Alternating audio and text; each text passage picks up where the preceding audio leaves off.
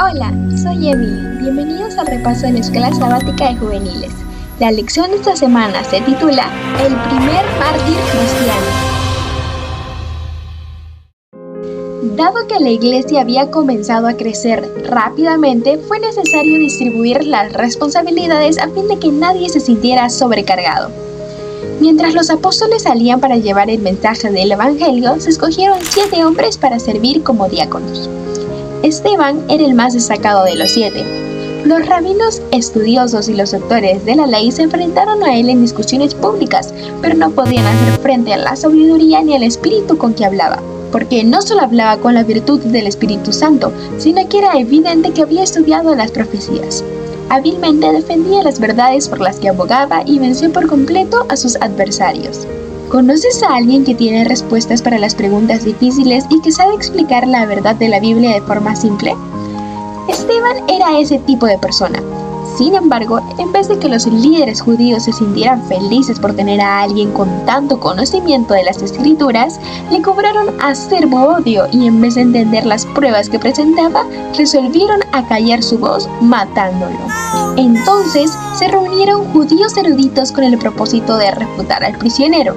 Entre ellos estaba Saulo de Tarso, listo para usar su lógica y, si era necesario, convencer al pueblo de que Esteban enseñaba ideas peligrosas. Pero en Esteban encontró a alguien que poseía completo entendimiento del propósito de Dios en la proclamación del Evangelio a otras naciones. Los sacerdotes y los gobernantes contrataron testigos falsos para que lo acusaran. Mientras Esteban permanecía de pie, todos en el concilio notaron que su rostro se parecía al de un ángel. Algunos se llenaron de temor, pero los líderes siguieron firmes en su terca incredulidad y prejuicio. Esteban comenzó su defensa con una voz clara y poderosa que resonó en todo el lugar. Con palabras que mantuvieron cautiva a la asamblea, repasó la historia del pueblo escogido, a la vez que relacionó a Jesucristo con toda la historia. Esto enfureció aún más a los sacerdotes y gobernantes. Para Esteban, el miedo a la muerte ya no existía. La escena frente a él desapareció y vio las puertas del cielo abiertas. Allí vio a Cristo, como si justo se hubiese levantado de su trono para sostener a su siervo. Entonces exclamó: «Veo el cielo abierto y al Hijo del Hombre de pie a la derecha de Dios». Sus enemigos no pudieron soportar más. Enfurecidos, lo sacaron de la ciudad y lo apedrearon. Mientras moría, Esteban oró: «Señor Jesús, recibe mi espíritu y no les tomes en cuenta este pecado». Cuando hubo dicho esto, murió. Las autoridades romanas fueron sobornadas con grandes sumas de dinero para que no realizaran ninguna investigación. Todo seguidor de Cristo recibirá tarde o temprano el llamado para ponerse del lado de Él.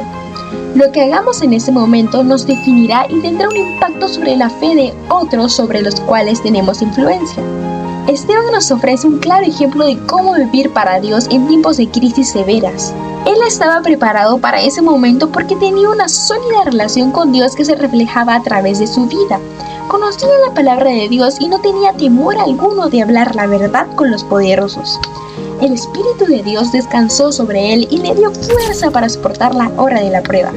Nosotros somos los Esteban modernos y este es nuestro momento de brillar para Dios. Lo mejor que podemos hacer es estar listos para hacer su voluntad.